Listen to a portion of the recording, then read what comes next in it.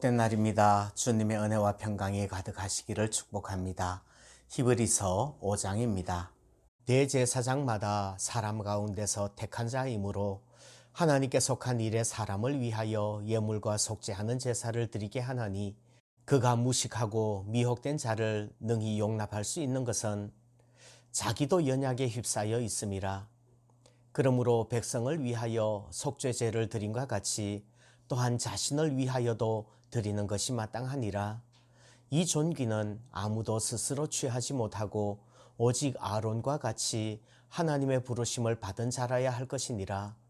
또한 이와 같이 그리스도께서 대제사장 되심도 스스로 영광을 취하심이 아니요 오직 말씀하시니가 그에게 이르시되 너는 내 아들이니 내가 오늘 너를 낳았다 하셨고, 또한 이와 같이 다른 데서 말씀하시되 네가 영원히 멜기세덱의 반차를 따르는 제사장이라 하셨으니, 그는 육체에 계실 때에 자기를 죽음에서 능히 구원하실 이에게 심한 통곡과 눈물로 간구와 소원을 올렸고 그의 경건하심으로 말미암아 들으심을 얻었느니라.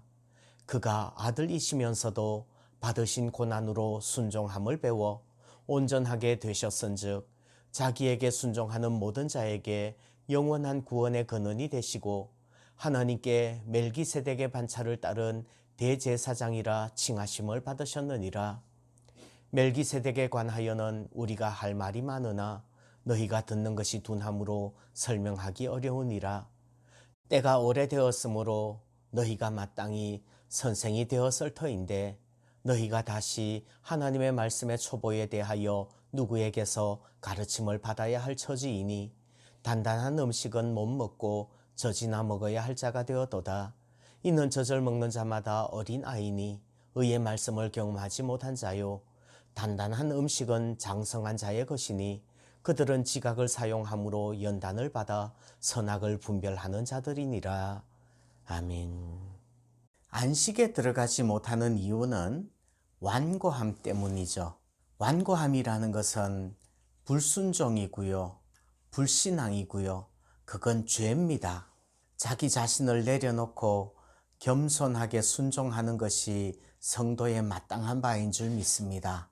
그래서 순종이라는 것은 그리스도인의 가장 중요한 덕목이에요. 자기 자신의 주장을 굽히지 않으면 순종할 수 없는 겁니다. 완고함을 꺾지 않으면 순종할 수 없는 것이지요. 예수님도 근본 하나님의 본체이셨지만 죽기까지 복종하셨다고 말씀하십니다. 예수 그리스도는 천사보다 뛰어난 하나님의 아들이셨고 모세보다 뛰어나신 아들이시고 영원한 천국의 안식을 주시는 대제사장이신 아들이십니다.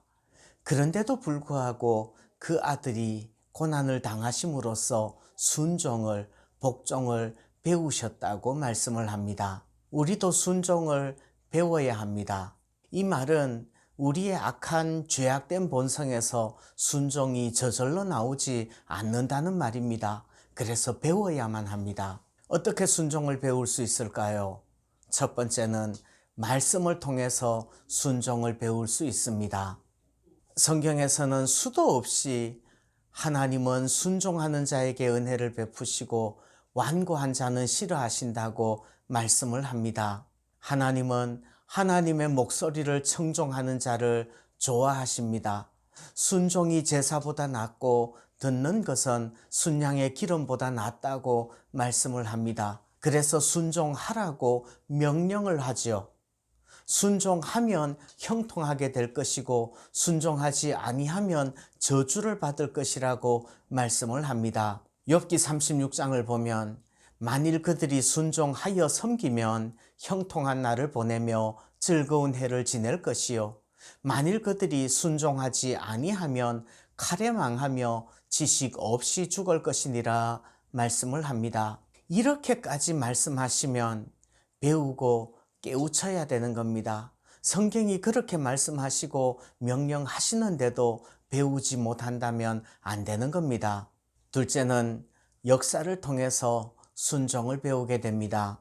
우리가 영원한 안식을 향해서 나아가는 여정을 성경은 종종 이스라엘 백성들이 광야에서 훈련받는 40년으로 설명을 합니다. 그리고 고린도전서에서는 이렇게 기록을 합니다. 그들에게 일어난 이런 일은 본보기가 되고 또한 말세를 만난 우리를 깨우치기 위하여 기록되었느니라. 이스라엘 백성들이 광야에서 얼마나 악하고 우상 숭배하고 음행하고 원망했었는지, 얼마나 완고하게 순종하지 않았는지, 그것은 지금 우리를 깨우치기 위해서 기록해 둔 것입니다. 하나님의 뜻과 명령을 통해서 배우지 못한다면 최소한 다른 사람들의 간증을 통해서라도 배워야 됩니다. 성경에 나오는 간증들을 통해서도 배워야 되고 성경에 나오는 믿음의 선배들을 통해서도 배워야 됩니다. 그렇지 않으면 우리 주변에 있는 사람들을 통해서도 배워야 됩니다. 순종하지 않아서 어떻게 징계를 받는지, 또 순종한 믿음의 사람들이 어떻게 하나님의 사랑을 입는지 그거 보고 배워야 됩니다. 그저 강 건너 불구경하듯이 나와 아무 상관없는 일이라고 무관심해서는 안 된다는 말입니다. 세 번째, 고난을 통하여서 순종을 배우게 됩니다. 성경의 명령을 통해서도 또 다른 사람들의 역사를 통해서도 배우지 못한다면 직접 고난을 통해서 배워야 됩니다. 완고하게 순종하지 않고 자기 생각대로 하면 다 잘 될 것 같지만 결국은 실패하고 고통을 당하면 그때 사람들은 비로소 하나님께 순종하는 것이 복이구나, 이것을 배우게 됩니다. 근데 주님께서 이미 가장 완악하고 가장 연약한 죄인들을 대신해서 고난 당해 주셨는데 굳이 스스로 고통을 겪은 후에 고난을 통해서 배우는 것은 미련한 거예요. 미리 말씀으로 순종을 배워서 하나님께 칭찬받는 쪽이 훨씬 이익이지 않을까요? 좋은 말로 할 때 제발 순종을 배우시기를 바랍니다. 그것이 복입니다.